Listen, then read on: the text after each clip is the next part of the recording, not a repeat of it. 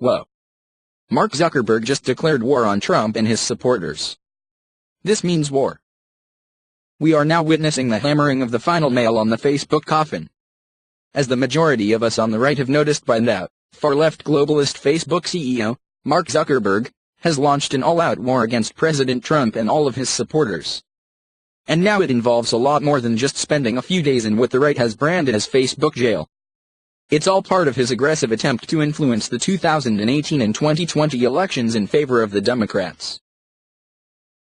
After empty threats from left-wing politicians whose power left the moment President Barack Hussein Obama waved goodbye, Facebook introduced a major change to its newsfeed algorithm. This change was announced in a post by the Marxist Zuckerberg, claiming that the change was aimed to give greater emphasis to posts from family and less to businesses, brands, and media.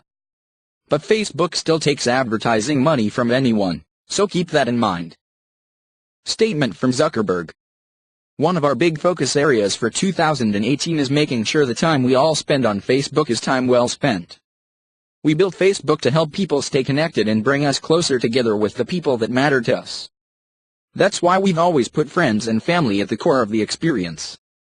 Research shows that strengthening our relationships improves our well-being and happiness.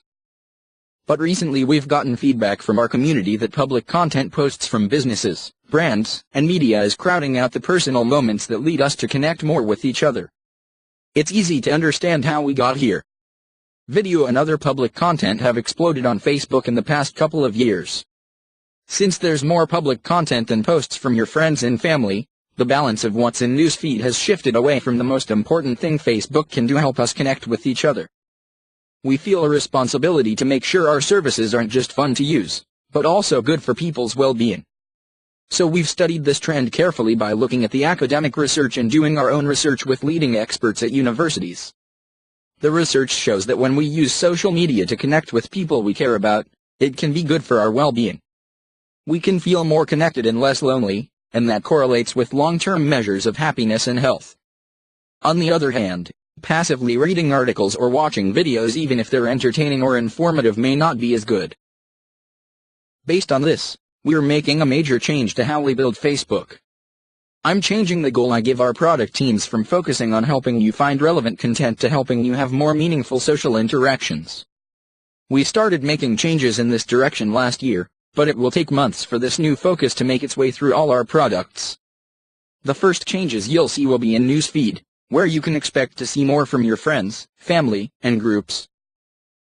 As we roll this out, you'll see less public content like posts from businesses, brands, and media. And the public content you see more will be held to the same standard. It should encourage meaningful interactions between people. For example, there are many tight-knit communities around TV shows and sports teams. We've seen people interact way more around live videos than regular ones. Some news helps start conversations on important issues. But too often today, watching video, reading news, or getting a page update is just a passive experience. Now, I want to be clear, by making these changes, I expect the time people spend on Facebook and some measures of engagement will go down. But I also expect the time you do spend on Facebook will be more valuable. And if we do the right thing, I believe that will be good for our community and our business over the long term too. At its best, Facebook has always been about personal connections. By focusing on bringing people closer together, whether it's with family and friends, or around important moments in the world, we can help make sure that Facebook is time well spent. The change was followed by a promise to promote what Facebook calls broadly trusted news sources on the platform. But what is broadly trusted to a far left, pro-open borders, Silicon Valley company? CNN? MSNBC? Huffington Post? VTV Government News Network from Venezuela? Here is an illustration of the differences before and after the algorithm change.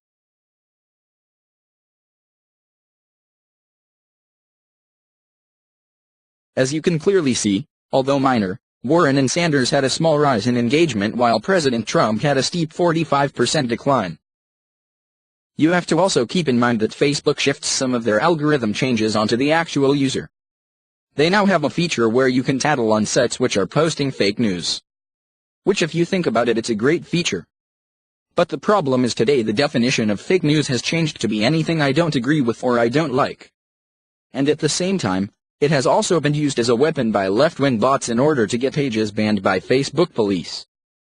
This might very well be the beginning of the end for Facebook, especially since it's rare to see anyone under 30 active on the social media giant. It happened to MySpace in 2008, but I am sure there will be something to replace it.